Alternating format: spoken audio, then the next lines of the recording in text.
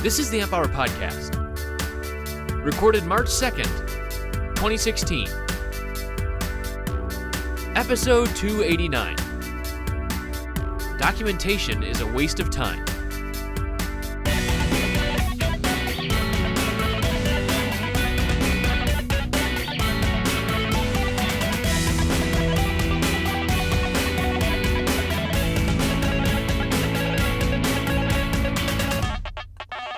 Welcome to the Amp Hour. I'm Dave Jones from the EEV blog. And I'm Chris Gamble of Contextual Electronics. What's up, nerd? Well, as you know, I have been traveling more, but I wanted to start off the show asking for help. I finally got my travel all booked, and I will be in Berlin and London in April, and I want to meet Amp Hour listeners. So I was hoping for some help for some locals to find a pub or whatever, and speak the language and help him order stuff. Well, I speak English most of the time, but yeah, right. Okay. So London's probably not a problem, but just finding a place where it's good for that kind of stuff. But yeah, I'm just looking to kind of check out the scenes in both places. Yep. I don't know. I don't really. I mean, I know a lot about the U.S. different cities and stuff, but I don't know much about Europe scene. I know the Berlin has a bunch of Germany has a bunch of the like the CCCs out there, and I talked to Great Scott about that stuff as well. So, yep. Are there any events on while you're over there? Have you checked? No, I haven't checked yet. Actually, that's a good idea. So the real reason I'm going over is actually I'm going to be part of the Hackaday Belgrade. I'm going to be giving a talk there, and giving a talk is different for me, but I'll be out in Belgrade as well. I know Mike Harrison. You've given quite a few talks now. Nah, I don't like doing it still. It's not my... Right, okay. Yeah. Right. Anyway, so Mike, yes? Yeah, so Mike will be out there Mike, too. Are you? Yeah. And okay. Oh, yeah, because it's just a jump across the puddle for him. It's a pretty significant... It's more like... it's like flying from like here to Florida. I mean, it's pretty significant. I mean, it's not small. Oh, right. So it's like 5 hours or so. Oh, no. No, it's like a 2.5, 3 hour flight, yeah. Oh, so. But, Right. It's like Sydney to Melbourne, right? No, that's an hour. It's like Sydney to Adelaide or something. Oh, okay. But still, some distance more than... Yep. You wouldn't want to drive it or take a train, so... No. Right. And then there's another thing... there's also Resonate, which is the next weekend, which it's kind of an art and tech kind of conference, and it's also in Belgrade, so I'm checking that out, and that'll be... I assume Mike's going to that one, because it's all the arty LED people, which is his thing. Yep. Right. And so, so I'm looking to set up my own stuff, and I'm also going to conferences, and I'm also always I'm interested to hear about other conferences, because, for a long time I heard about the EE Times type ones, the like ESC is coming up in Boston, but there's also, just kind of entering into conference season. It's just hard to hear about new ones, though. So I'd love to hear suggestions from listeners and stuff. And you were telling me the other day that you might eventually make it down under. I was, yeah. You're thinking about it. I was looking at flights, yeah, man. So, and then you told me that you might be able to go on a road trip. So it is now in the records. This will be published. I reckon I can probably get a leave pass to go on a local road trip. Nice. If it's overseas, she'll whinge. But I think the main thing is we need just a road trip theme song. We can't just have you can't just listen to the Amp Hour theme the whole time. We got to have something. So and we probably need like a business destination in mind. Like we've got to go visit this facility, but it's all the way across the country. Oh, sorry, yes, dear. right. I've got to. Where's that telescope stuff? Where was that again? That's down in Canberra. Yes. I've been meaning to set that one up. So that could be kind of cool. What I want to do, because I think we mentioned it on here before, is they get in now. You can publicly see. Well, you can't actually see the actual data, but you can see the telemetry and stuff coming from like the Voyager probe. Oh, really? And stuff like that. It's like it's the furthest probe ever, and they get it. It's down in one half a beesdick watt or something, and like yeah, the not a power lot of civilization, just, but lots of data, right? And so at like 200 at 100 bits per second or something, some ridiculously low data rate, some ridiculously infinitesimal power level, and that's being picked up down there. So I thought maybe that'd be cool to actually, you know, watch them actually connect to like the Voyager probe. You know, that would be like, that'd be sweet. That would be really sweet. So, yeah, I mean, like even just sending like a ping, right? Incredibly buoyant. Yeah, it'd be. Well, they can't send a ping. They just, you know, actually listen to it. So they just, you know, it'd probably be incredibly boring. Somebody pushes a button, or you know, there's a few mouse clicks, and you know the antenna moves a fraction, and you know, and then, you know. Wait, so there's no transmit capability to that thing? It only sends? Oh, no, they can transmit, but the distances are like days, you know. So it's not like we can just talk to it and get, you know, I just film a few minutes later and there comes the reply, you know. Right. Have you seen any Plutonians? No, I think they're rarely talking to it. I think they're mainly they've like set it up and it's just transmitting stuff back, and that's basic, and they're happy with that, you know. Yeah. So that's still pretty cool, though. That's still pretty cool.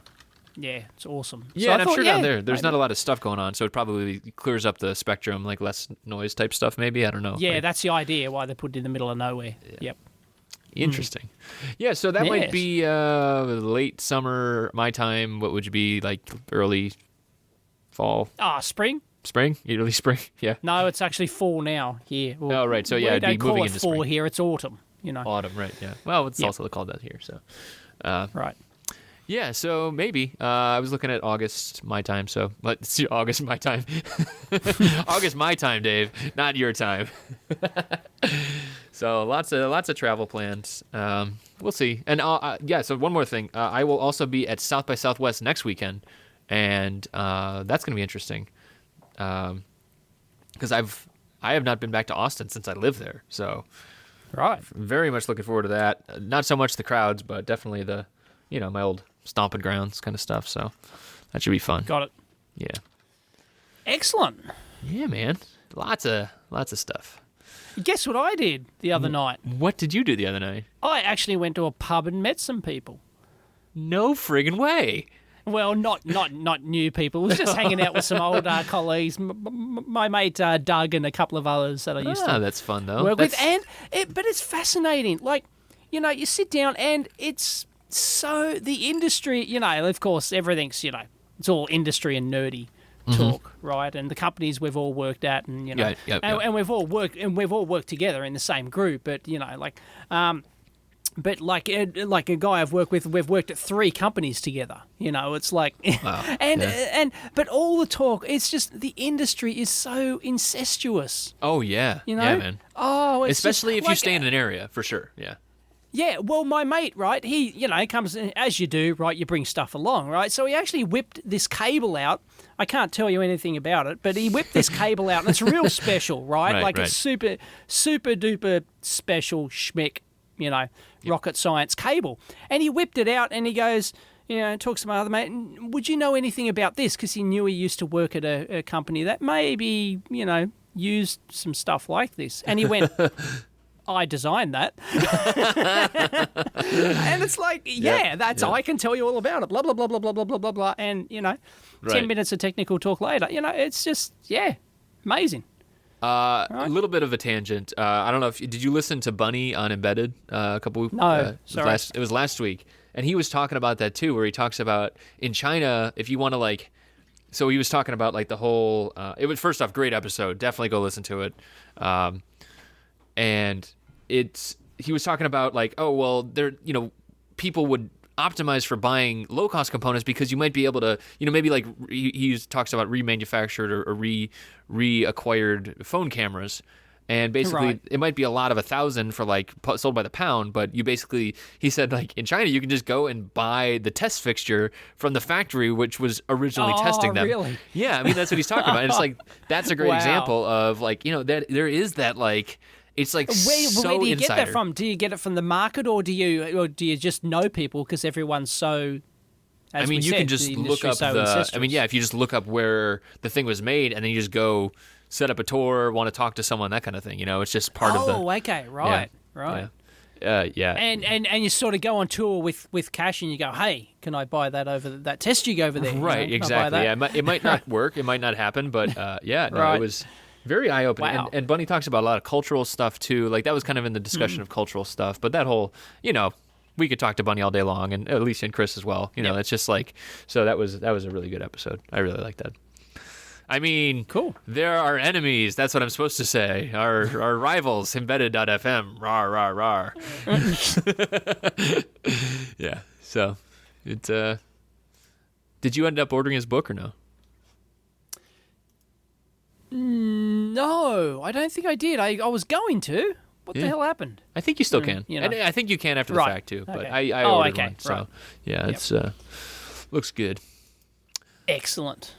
So you were saying, though, you were meeting up with some pub people, and so you had that same kind of like insider, I designed that's kind of thing. Like, it is like that extreme insider stuff, right? But the coincidence of the person that you whip the cable at is at the table with you, and I designed that. I don't know if that's coincidence, though. I mean, like it's small industry. No, it's not because he actually knew that he used to work at a company that may have been involved with this in some way, shape, or form, or may know what it is. But the fact that guy, actually spec'd it and everything else. So what trips me out is like, sometimes, like, okay, so maybe that guy moves to a whole another area, doesn't know anyone anymore. Like, the knowledge just goes with that guy, It's just it's just gone, Like, there is no documentation. Yep. Like, not necessarily. I mean, some companies are better than others, but there's always a fidelity loss in writing something down on paper versus being able to sit down and talk with someone about, well, why'd you do this, why'd you do that kind of thing. Yep, exactly. And it's. You got to wonder how much, like, residual knowledge. You look at any piece of electronics, especially stuff that maybe, it was quasi-popular but not super popular. Like, so I'm, like, looking at my HP printer here, right? So, consumer tech, not a big deal. There's probably something interesting in there, and it's probably in someone's head. Like, it's just, like, why they just made this decision, or even, like, the small manufacturing decisions between, we had this initial design, but then to cost reduce it or to make it faster or blah, blah, blah, whatever reason you actually decide to change something in manufacturing, those kind of decisions, like, it's just who's got time to actually document all that stuff? It's pretty crazy. No, and even if you like, I've gone to the nth degree to document stuff. Like, I've worked at big companies where that's all you do. Right. Right. Yeah. That's your thing. That's what you're expected to do. And still, I leave the company and, I get phone calls. Dave, how the hell does this, how did you make this work? How does this work? It's all documented, but, I don't know, we can't find it, blah, blah, blah. Like, yep. Oh, for goodness sake, Yeah, no. That happens. That happens way more than people know. And, yeah. And like in big companies, too, it's just, and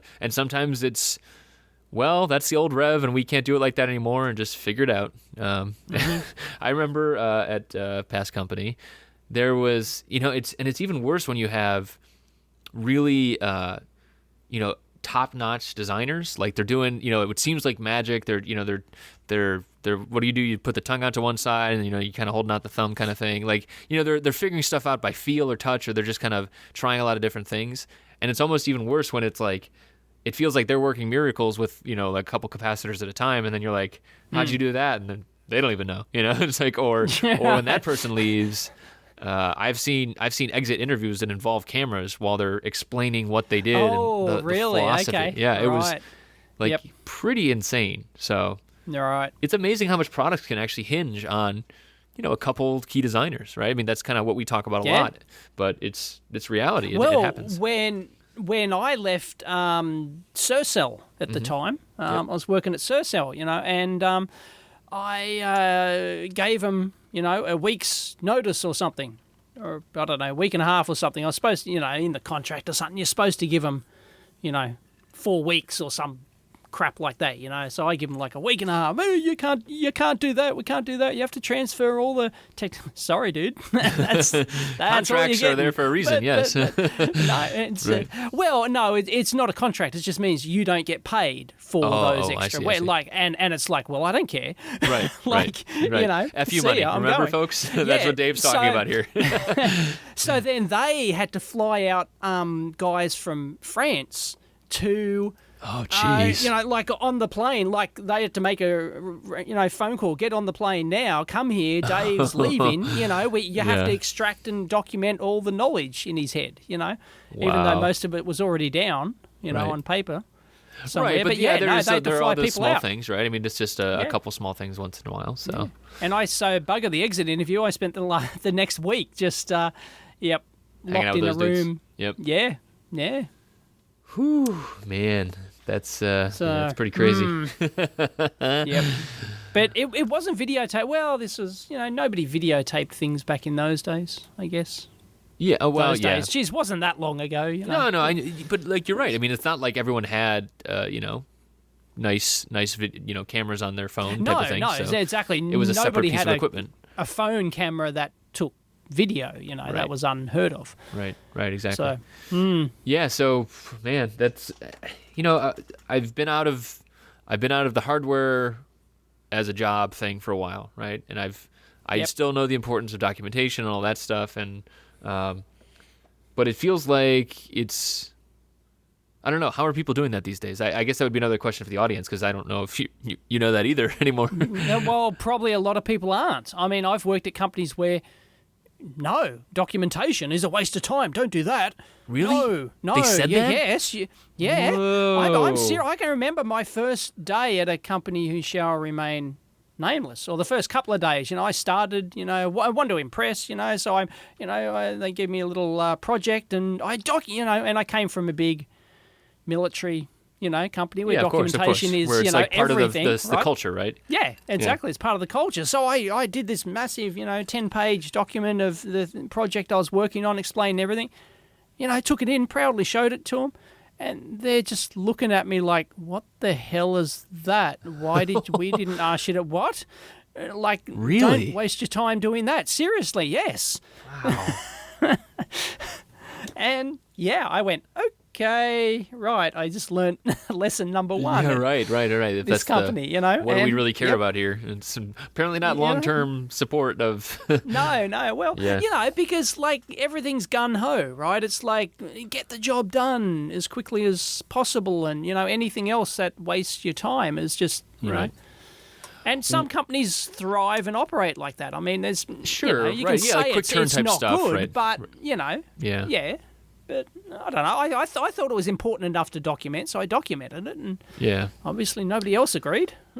Yeah. So I mean, I think there still is the standard Word doc kind of stuff. I mean, there is just the straight long form text type stuff. I know that you are going to rebel against what I'm about to say, but I actually think that if when people finally give in and start doing revision control from the command line, I think that actually is pretty. If depending on how you actually comment things and stuff too, but like because it's usually as you're going along, I change this because that kind of stuff. Like I think there's some value in that too. I mean that takes a lot of discipline as well, but. Well, on the stuff I've always worked on, it's like you just keep the document up to date. It'll be a Word document or whatever. Before that, it was actually physical paper. You would cut and paste, and you would, if you wanted to make a new one, you'd take a photocopy of it. Cut and paste, physically cut and paste. Physically cut and paste. You print that, you paint glue, right? Susan, you put glue on the back of that. Seriously, where's the Control V? David, do you mean the glue stick? Yeah, I meant the glue stick. That's it. Yeah, man. I'm serious. That's how.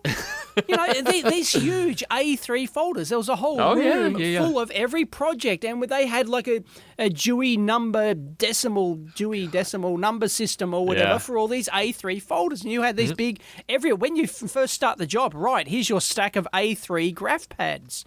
Jeez, yep. And this is what you use to document everything. And, Yikes. Cut and paste. Yeah, no. Anyway, so you'd take a photocopy of that. Anyway, no, I was saying, like, you just keep one master Word document up to date. And, you might sort of keep maybe some archive copies of it, but generally you don't remove information from it. If you're documenting a design, you want the latest Right. You just move the relevant stuff to the front or... you want all the photos in there. You want all the graphs of how things work. You want the flow charts. You want the, all sorts of jazz in there. And it's, Yeah, So because fine, ultimately just to it's keep it all in the design decision stuff that actually is probably the most critical. Why, it's not the what or the how, it's the why, No. right? It's because Yes. if you need to re-engineer it later, I can't find, Y1. Why did he use this really weird fancy crystal? Yep. Oh, it's because of this property and this property, and it's like, oh, okay, I can go find that. Versus, I have one part number. Please, is this part number anywhere in the rest of the world? It's no. Well, I guess I'll buy it from Alibaba. This might go Right. badly. Yeah.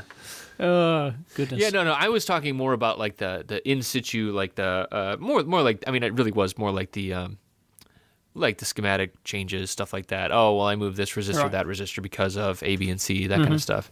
So, Yep. but even that's usually, you'd really have to do it almost on like a per change basis. So like, it would be like, move R1, document it. Move R2, document it, that kind of thing. And most people won't. So most you need people, a revision change document. Not only I Right. changed this, but a big why. And The that why, yeah. that why could include 3 pages, 10 pages of course. graphs and data and photos and all sorts of things. Totally could. Yeah. If you were really Yeah, rigorous about it, it could totally do that. And, and like, again, like we've talked about, I think we've talked, I mean, of course we have.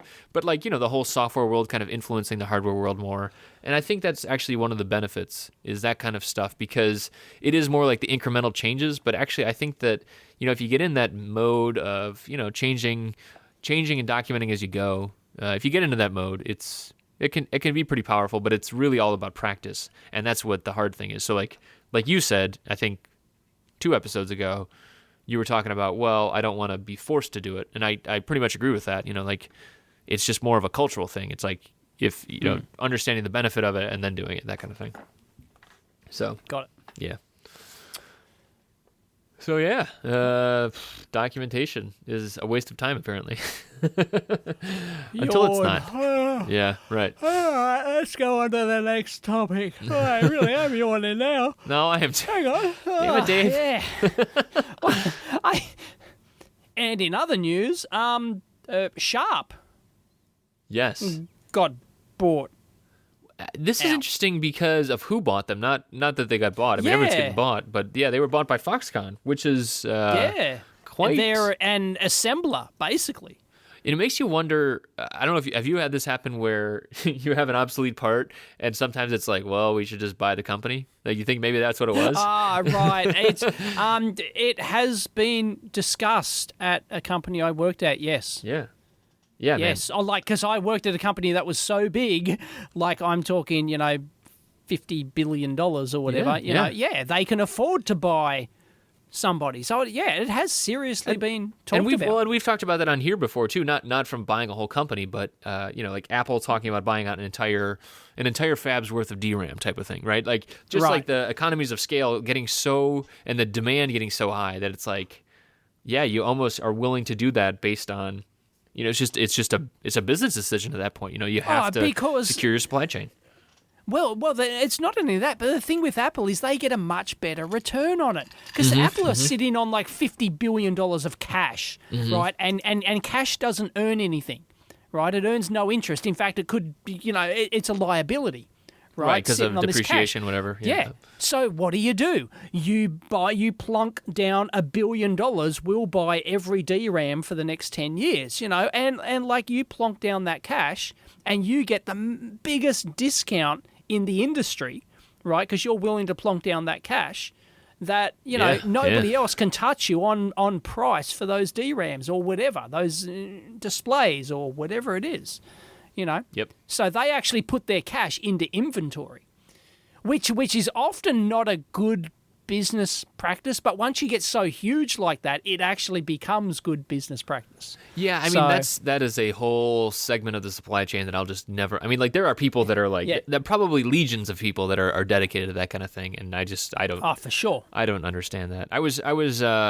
So I'm going to be on a panel at South by Southwest, and it'll be with me and Scott Miller, who's been on the show before. And I was emailing him. I'm like, look, I mean, I can talk about sourcing and stuff, and I will be, but like, I'm like at like 1,000. I'm kind of like out of the game. I was industrial, Right. like that just is my thing. And there are just totally different considerations where, when you get to 10 million or, a billion units or something like that for an Apple, obviously, it's just, it's a whole other, you have gravitational pull at that point. You are, you are the sun. You are the sun, which is bending the light, That's right, right. like sending gravitational waves, right? Yeah. Yeah, it's serious business. Yeah. Yeah. And so, speaking of panels, I was on a panel once, and oh yeah, that was it. It was a dismal failure. Really? What was that like? I went to the US, right, at the DesignCon thing, and I was supposed to host a panel. I was supposed to be the host of this panel. Can't remember what we're going to talk about. Anyway, they foolishly booked it during the big dinner. Like, how at these conferences, like, you often have like a huge dinner at night. Yeah, like a banquet almost, yeah. Yeah, like a huge big banquet thing. And it was like, they held it they thought it'd be, it's a good idea. Let's hold it during dinner. And it's like, so we're sitting there on the panel and like, nobody could hear us. Like, I've got the mic, we're turning it up. Right. And, like, and I actually at one point standing on the table with the mic, going, can anybody, hear it? Like, and nobody's paying attention. So because there's food in front of them. Yeah. So I just got the official, cut it, but the guy in charge just gave me the throat cut.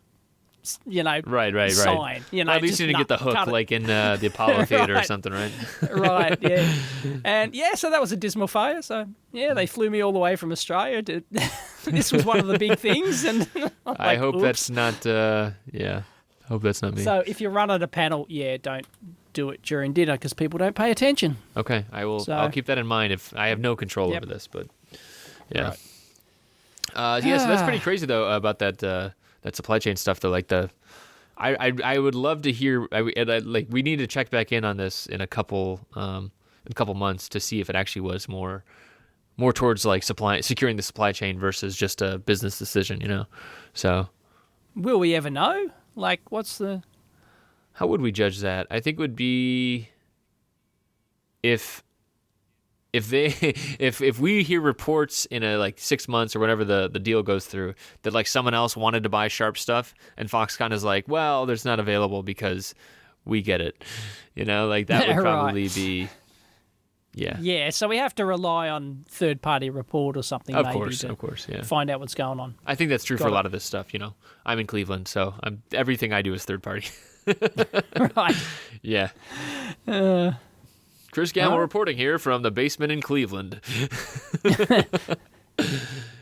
And from his basement, he can see everything, all the action. That's right.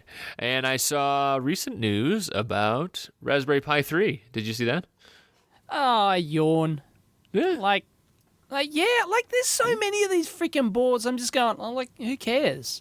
Sorry for all you Raspberry Pi aficionados, but I don't know. Tell me, okay, what's different? Whoop-de-doo. I mean, it's the integration of Bluetooth and Wi-Fi. I think it's just more of a consolidation thing more than anything else. I mean, really what it comes down to is that... Does it cost more? Is it the same price? It's the same cost, yeah. So basically it's just... same cost, enabling more, fewer external components. So, yeah, right. I mean, that's Is something. It using the same processor, or is the processor, they're using some whiz-bang new processor that has all this built in? I'm pretty sure it's a new processor that actually has the right. stack. It has it built in. Otherwise, it's just another BOM part, and I can't see how they can make it cheaper. So, yeah. Well, there is always the dive of part cost over time, but... there is, but, Yeah, it's I would have put my money on that fact that they got a new whiz-bang processor that's, Yeah, that makes sense. Got it all built in, and sure enough, yep. So, yeah, I don't know. I think that, I think that actually does make a difference, though, because, any kind of level of integration usually ends up benefiting end products, right? Because, think about... Oh, of course. Think about even, did you ever used to use those external Ethernet PHY chips with stacks? Of course. And, those kind of things. Those were a solid business for people. And of now, course. And now, there's still the PHY elements usually separate and stuff like that. But all of the or is the PHY, what is it? Mac. The Mac, yeah, sorry, the Mac is internal to the chip now. The PHY is still the transformer is external. But yeah, I mean, like, it's all integrated now, and there is power to that. I mean, ultimately, every electronic component, or every chip especially, is going to have higher and higher levels of integration, because that's how all these companies see their margins improving, right? Oh, well, you don't have to buy that chip, so now you could buy our super integrated one and pay less overall, Solution cost. So yes, don't get me wrong, I do like this. It's just that, I'm sick of hearing about new Raspberry Pi or bloody... yes, of course, of course. Another Arduino board, right, another board. Yet another board, another development board, know. Like, yeah. Yep. Okay. No, it's just, it's not, it was big when it first came out because, look at the cost of it, Like, it was a big thing. Now it's like, well, who cares? Okay, so what? I think, I think ultimately... So, like, the platform had a lot of promise at the beginning, because I think, they were going for education, and that was the right move. Yep. And I think that they're delivering on that. I know Matt, who's been on the show, has been expanding their U.S. side of education. They've been doing a lot in the U.K. as well.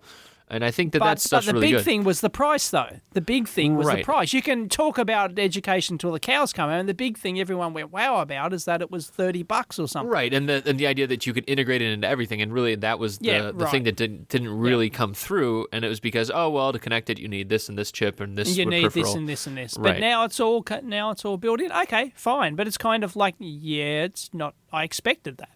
Sure. Yeah. No. But I think that just moving towards that future of higher and higher levels of integration, right? We see that everywhere else, and so seeing that now as an accessible, low-cost thing, sure. I mean, that's going to be actually pretty good. Yep. I think that'll every product. So now, what you can imagine is every product that was designed for that same header now basically gets a free upgrade. So that's kind of interesting, I think. Mm-hmm. So that's all. Fine. Yes. It is so noted as being interesting. That's right. That's right. We basically exist as a bookmark in audio history now. That's all we. Right. That's all we're good for anymore, Dave. Back in 2016, Chris right. Gamble and Dave Jones noted that it was interesting. That's right. Someone hit Wikipedia with a. Yes, the timeline. It appears on some official timeline somewhere. Right. We are a. Are we a first source or a second source? I don't know. Actually, we'd probably second source, right? I don't know. Yeah. Whatever. I don't know. I don't understand all that Wikipedia stuff. Wikipedia, right. Have you seen my Wikipedia page? I check it every week, but I haven't seen it recently. Right. No, actually, I don't. Actually, I it is not the page. The page is about as unremarkable as you could get. It's the talk page. Have we mentioned this on here before? You've posted on that. Yeah, that's right. Yeah, you talked about that a little bit. Jeez, it's like three or five times the size of Donald Trump's one, and he's like one of the most controversial guys on the planet. Not anymore. And yet there's Dave Jones for president. I would vote for him over Donald Trump. I don't know. It's crazy. So I don't know what's going on there. That's just madness. So anyway. Oh well. What have you been doing? What's up with you, man? What have I been doing? I got a new camera. After this, I'm going to go shoot some high-speed video. Ooh, what? So what's the plan for that? I don't know. I asked on Twitter, and I'll just get some random stuff and shoot them at 1,000 frames per second and see what happens. I think the obvious one is things blowing up. I mean, I think that's of course, done a little bit, but and arcing, and so they were my two first thoughts. Of course, I just shot just a couple of minutes before this. I just shot a vacuum fluorescent display, and at 1,000 frames, you actually need 1,000 frames per second, which is really interesting. I thought, you might be able to see it at, like a couple of hundred or something. But no, you need 1,000 frames per second, and even then, I've got to slow it down so that you can see the cyclic nature of the refresh and the multiplexing of the vacuum fluorescent display, how they've only got X number of drive lines. Yeah, right? So what is it like? So they drive the entire character like at the top and then it kind of propagates down? Well, they drive like 10 characters at a time, so it's like a 2-line vacuum fluorescent display on a bit of Keithley gear. Right, and I used to work on that. Yeah, right. Yeah, exactly. Royer oscillators. And the source measure unit You Yeah. know, the 2400 source measure unit. I just shot that Nice. as a bit of test footage. And and you can see it like scanning around where they drive like 10 characters at a time, but there's like 40 characters. So you'll see it like in banks. You'll see these banks just go Gotcha. 1 bank, 2, 3. Yeah. And, well, it's more than that. There's like 10 banks as it scans around the screen. But you got to do it at 1,000 frames per second. So it's that fast. It's just To see, it's that fast, yeah. So they're scanning it at kilohertz, not, hundreds of hertz or, right, right. Just for the persistence and everything else to get Yeah, that smooth yeah. look. Yeah, because you can catch you can catch that. It looks weird, but it's not really discernible if you just put it on a regular camera normally as well, right? Yes, yeah. The shutter speed will show it up. Yeah, Right. I have that problem a lot. If I'm taking, or if you're taking a photo, you'll see like eBay photos, right? If you're take a photo for eBay, if you don't have enough light in the room where you're taking the photo, it'll, your camera's on auto, it'll choose a low shutter speed of, I don't know, 1/50th of a second, which sounds like enough, but it's not. It actually captures, half of the display. And Right. then you get emails from people saying the display doesn't work. What's wrong with the display? Right. Well, Right, understand right. Right. how cameras work, Right, exactly. And yeah. So Yeah, that's interesting. That's interesting. So why'd you get this? I mean, was it was it given to you or was it a? No. I just wanted to shoot some high-speed footage because my 1,000th video, my next video is my 1,000th upload. Seriously? Wow. Yeah. Yep. Why did I think So you I were lower thought, than that? I thought I'll just do something fun. Yeah, and I'm not talking official videos. Oh, okay. There's Not numbered videos. There's I see. 850 something. Okay. Official, Well, you can use but it again no. when you hit 1,000 official too, right? Yeah, of course. But no, That's I cool. just thought I'd do something fun for the 1,000th upload. The way that I understand it, so I've watched some of those like the high-speed camera guys. Like there's a bunch of YouTube channels about this kind of thing. But the way I understand slow-mo it, guys, yeah. yeah. You need like tons of light though. Is that right? Like you need like flood it Light with is light. everything. Yeah, light is everything. But this camera is pretty good. Like, yeah, I shot the just with half my studio lights off here, or most of them off, and it's kind of grainy at 1,000 frames per second. But light is everything. So. The best thing you do is just shoot outdoors. That's it. Like, I see. solved. Yep. Problem solved. Shoot outdoors. Except for the whole, viewing VFDs were not made for outdoors. That's the main thing. No, they're not made for outdoors. So I'll just, I don't care if it's grainy. I just want to show the fact that it multiplexes, and scans around. Right. And, Yeah. Yeah.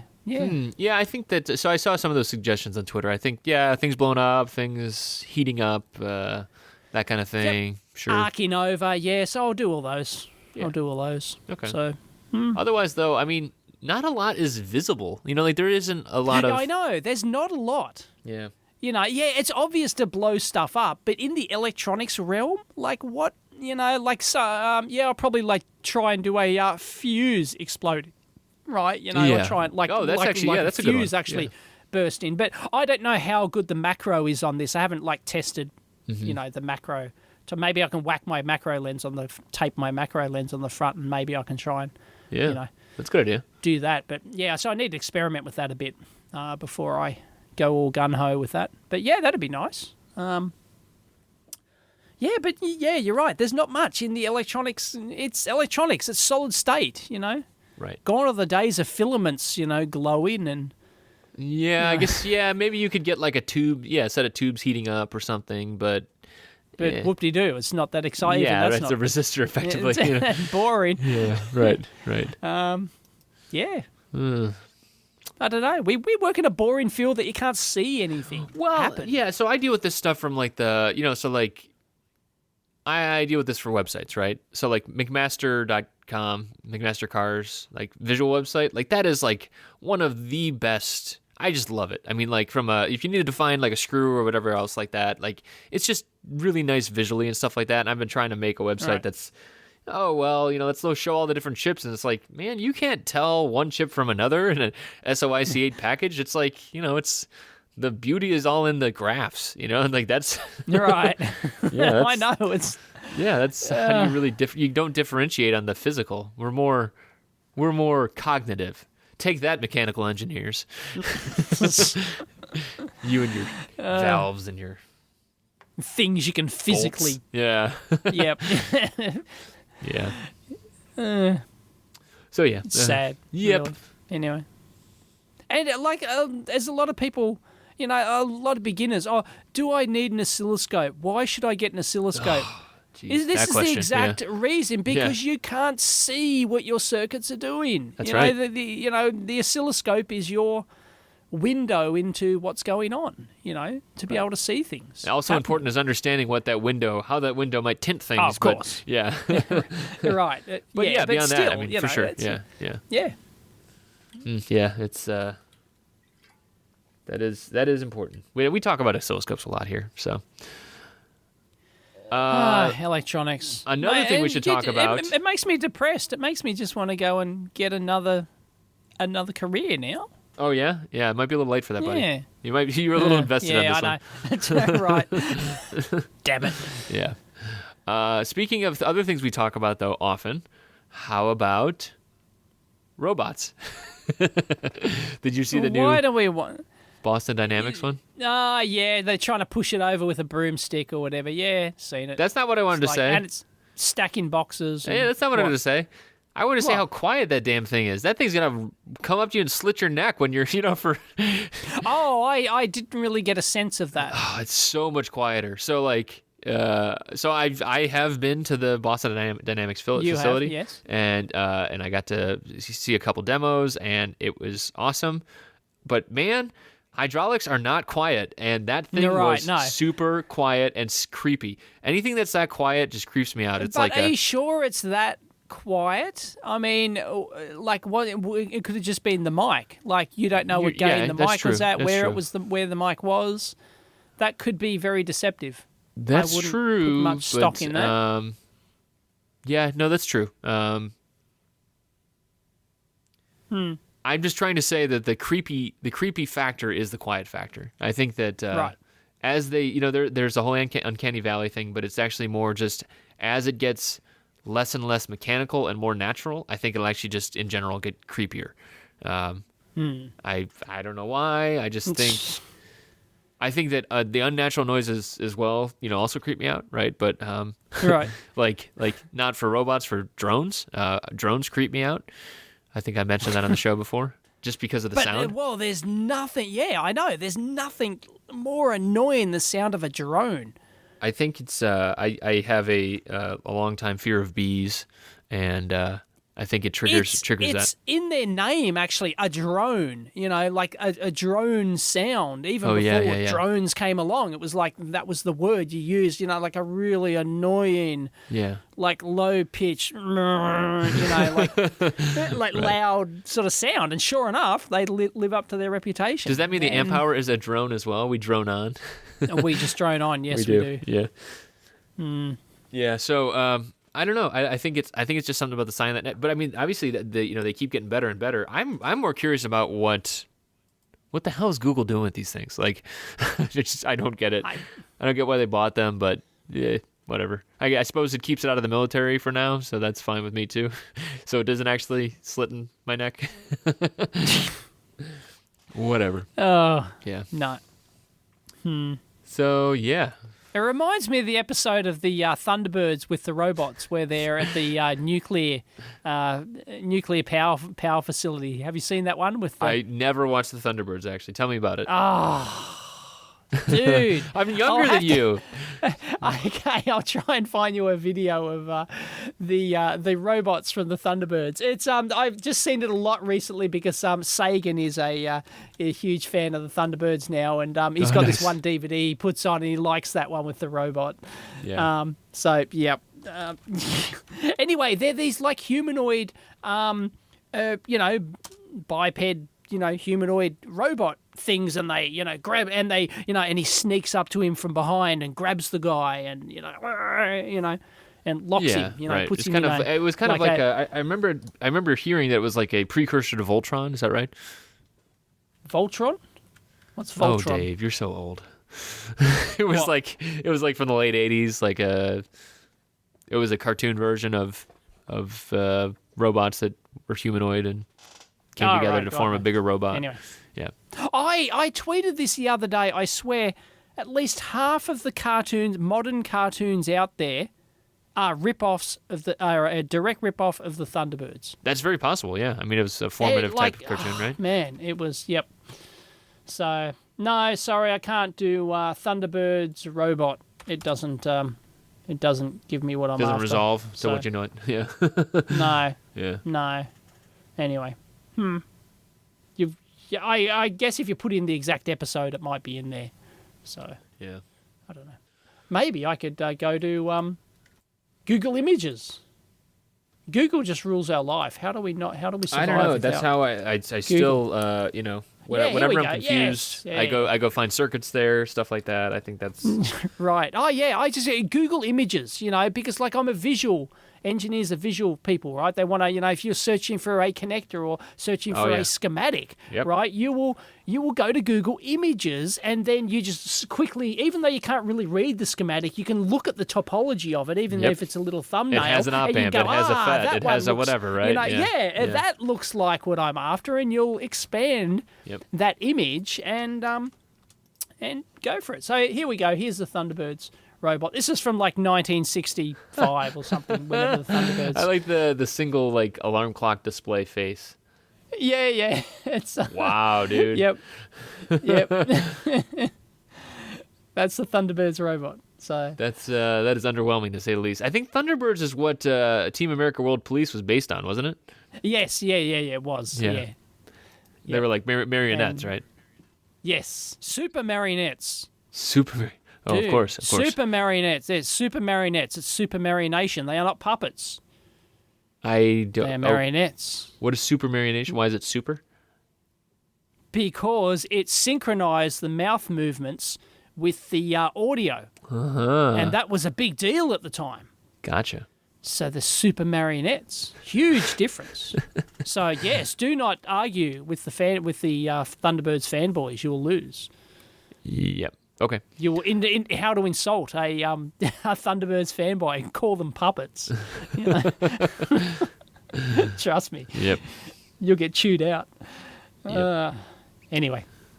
So what else do you want to talk about, man? We're this is a long time coming. We're running out of stuff to talk about. Well, we could actually go early for once because we're both super busy today and we have to get on with stuff. There is some stuff. Actually, so the things we didn't talk about last week that I was interested in, but then we had the call-in show.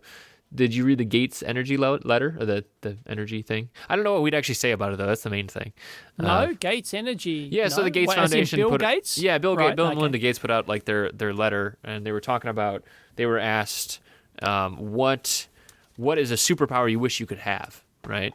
And so Melinda talked about the superpowers, which I wish I could grant people more time, specifically women, because especially in third world countries, that affects income inequalities and stuff like that, and just a lot of domestic type issues are caused by lack of time based on childcare and stuff like that.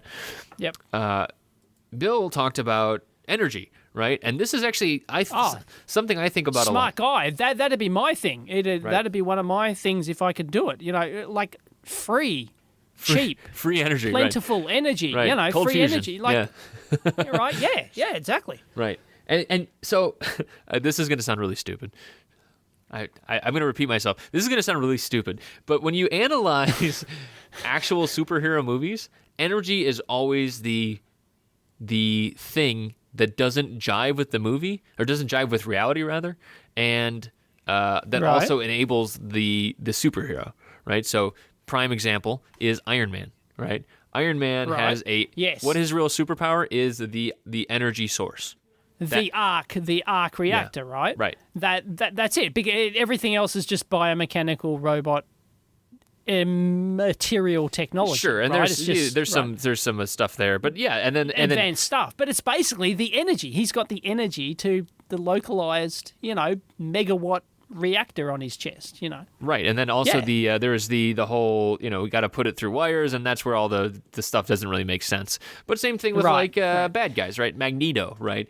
Where is he getting the energy for all those magnetic fields? Again, if people that are listening that don't understand this stuff is going to make not much sense, but whatever. That's the superpower you've got. Right, it's some kind of energy manipulation. You're violating the laws of physics. Fine. Right. It's like, And so obviously Bill was talking about it from a perspective of, well, there's a billion people on the planet that don't even have basic electricity, even like LEDs to light up their, for educational stuff like that. But, really when you think about, okay, so now let's move into reality, right? So industrial revolution, stuff like that, the things that actually enable us very often, right? Obviously you and I are talking across many, many, many thousands of miles because, there's large amounts of power being generated to power system servers, blah blah blah. Like all of these things are enabled by energy, and it's a really key piece that we kind of forget about. And ultimately moving forwards, obviously there's an environmental aspect as well. But if you can lower the cost of energy, like a big economic piece right now was when the whole fracking thing happened, which. However people take that, the lower cost of energy, like that ramps manufacturing like crazy. You think about making steel or even, running a pick and place machine, like that is a significant, running a reflow oven, right? There is a significant cost adder that is just turning them damn coils on, like that is not easy. And so it just, you lower the cost there. It's a raw input to any manufacturing process. And so you can enable more stuff when you have more energy. So, yeah. Absolutely. No, it's one of the big, energy is probably our biggest thing that the human race needs. Well, actually it is. Right, energy is it. Right. And so okay, I go out in California a lot, right? And I'm in LA, which is hot and doesn't have much water, right? But, you take that to an extreme like a Dubai or something like that. The way that people are even able to live there is air conditioning, which takes energy and, goes through all the compression cycles. They have desalination plants, which take massive amounts of energy. Right, exactly. Right. And then to also actually produce drinking water from seawater, if you don't know what that is. Right. And then, growing food, that all takes energy. And like all of these inputs there, you can turn basically oil into energy. That's one way, or, any kind of hydrocarbons turn into energy. That's fine. But ultimately, that's one of the big challenges, because if you had unlimited energy, then water's no longer an issue. Great, no, of course, we've got plenty of seawater, like. And it's not like like transportation is no longer an issue. Pollution is no longer an issue. Again, assuming that a perfectly clean energy perspective. That's not realistic right now, but if you work towards that, then it starts to things get really, really interesting, especially from a. Okay, again, going back into the fiction world, going towards okay, let's talk about Star Trek now, right? You're right. Right, what enables the Enterprise to go across the galaxy? It's those damn dilithium crystals, It's not anything else, right? It's, bending physics a little bit. But, energy really enables everything, and finding a low-cost way of producing clean energy has a big impact, so... I thought it was great. That letter was really good. Yep. And the Gates Foundation is funding a lot of that stuff. They're working on like slow wave reactors and all that other stuff and a lot of clean energy projects. But man, it's some big stuff too. So it's I'm glad they're doing it, because I sure can't bankroll it. The guy has a few bucks to his name. He does. Yeah, they can spare some nickels. Yeah, for sure. Yeah. But yeah, I imagine, all we need to do is figure out plentiful, clean energy, and then we can, then me coming down there to visit you would not be a big deal. We'll just brainstorm it after this. We'll just, I don't know, hour or two should do it. Yeah, right. Yeah. Fusion, not a blah, problem. blah, blah, yeah.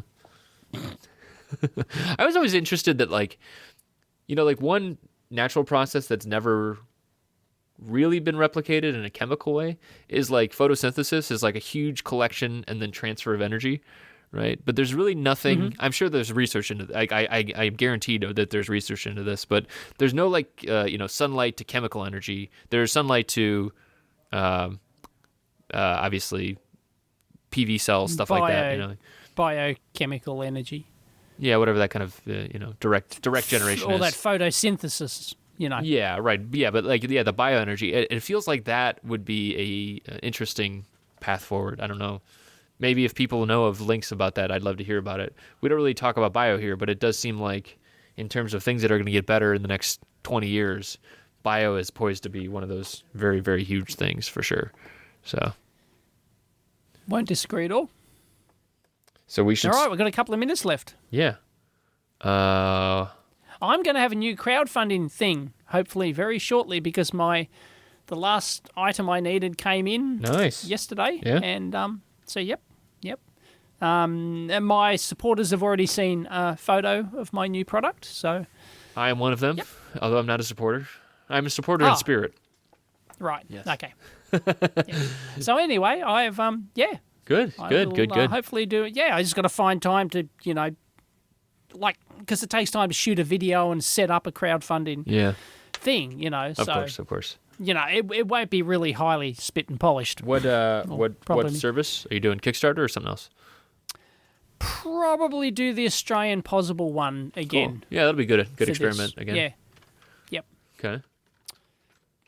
Just because I can. So really. since we have, and I'm doing it more from a logistical point of view, because if 1,000 people order, for example, and if I do it through my new shopping cart, for example, well, this is not a high-cost item, right? So the chances of volume being quite high are quite significant, right? So, if I do it through the shopping cart, the shopping cart works. It's reasonably efficient, but it's not as efficient as simply getting an entire spreadsheet of everyone's email, everyone's address details, loading it, and then loading that CSV file into my label printer and just going bam, and printing them out, because there's no customs. Direct, these things don't. Yeah, so when I'm sending these anywhere in the world, it's so small I can send it as a letter, right? So there's no customs forms, there's no nothing, right? So going through my shopping cart system doesn't make a huge amount of sense, because my shopping cart system is designed to print invoices and print official labels and upload to you don't want to do all the that eParcel website. No, that's bullshit. I just want to print out a label with someone's address on it, smack it on an envelope, whack a stamp on, which is a $7.80 stamp, but anyway, whack a stamp on, and that's it. Bob's your uncle, done. Nice. All right, so we have 3 minutes left max, right? I like this. This is time boxing. I think we should start a new segment I just named in my head called the Kickstarter Kicker, because we often... A segment that we'll never do again. No, you never... Go. What? You think we'll never have another Kickstarter scam or things that fall apart? Yeah, no, okay, go. Oh, okay. Oh, is this a failed Kickstarter? That's right. Yeah, you explained it. Yeah, you posted it. Yeah. Oh, wait. Yeah. Did I? You did, 2 days ago. Which one's this? The coolest cooler? Oh, the coolest cooler. Yes, of course, I did. Yeah. Was it the biggest Kickstarter of all time at one point? It was, I think it... Is it still the biggest? How many... Yeah. I don't know. How many millions was it? 13 million. So the idea was it was a cooler that had $13 million. Everything in it. So it had a charger, it had a Bluetooth speaker, it had a built-in blender. The blender was the coolest part. And otherwise, though, it was just a cooler, right? It was $300 cooler and blah blah blah. But yes, well, the thing is, they ran out of money. Things cost money. Oh, who would have thought that products actually cost money to put into production? Well, but that was. I mean, $13 million and 49,000 coolers. Bankrupt. That's the main thing, right? Yep. And then so they have to ship that out, get that kind of that is a the shitty. Want to know what the shitty thing is? You can actually buy it in stock on Amazon.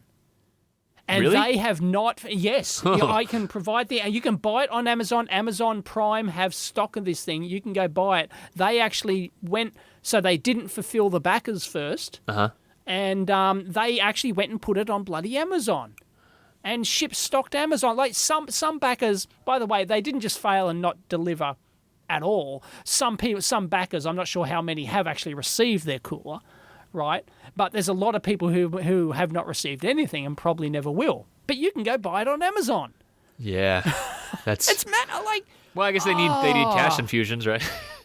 Man. Well, they're basically yes. If they don't get somebody to come in and bail them out, they will fold. So that's pretty much the. I was telling someone about this. I was like, well, I guess people could just wait for China to rip it off at some point, you know? Right. Yeah. But that's crazy. I mean, we should. When we knew that the Kickstarter funds we knew the Kickstarter funds in the end would not cover the actual cost of fulfilling all backer orders. Man, that's that's just no. And it doesn't matter how big Supply or small chain. your project, the same thing can happen. Yeah, Yeah. if you don't know what the frig you're doing, Yeah. then, like... What if Kickstarter No. implemented like you need to have sold 100 of these and showed us your BOM? Like right. like yes, that. No that'd more, be no more nice. prototype bullshit. Like we're just straight. Like show us the bomb. You have to have done a proto run. Right, exactly. Right, because like have some reality to Pre-production your run, costs. yeah. Like Yeah, right. that's fine. Sell 100. Show you can sell You 100. could- Yeah. You could have like a this has been pre-production certified, Sure, yeah, stamp right. on your Kickstarter thing. Right, Like, it's not going to matter. yes. Some people are still going to buy just based on the video, right? of course, and that's going to of course happen. they And I'm sure. I mean, I watched that video. It was a Yeah. brilliantly made video and Oh, everything. it was a well-made video. It makes me want to get one, and then I went, nah, that's just stupid. Give me a regular. I'm a nerd. rescue. When do I Yeah. go to the beach? Well, this is what I say. You're in Australia. You have to go to the beach. Exactly. Yes. Speaking of, you should go to the beach because we are done recording. So We are done. yeah. All right. All right, man. Well, we'll see you next week. Yeah. Catch you next time. All right. Bye.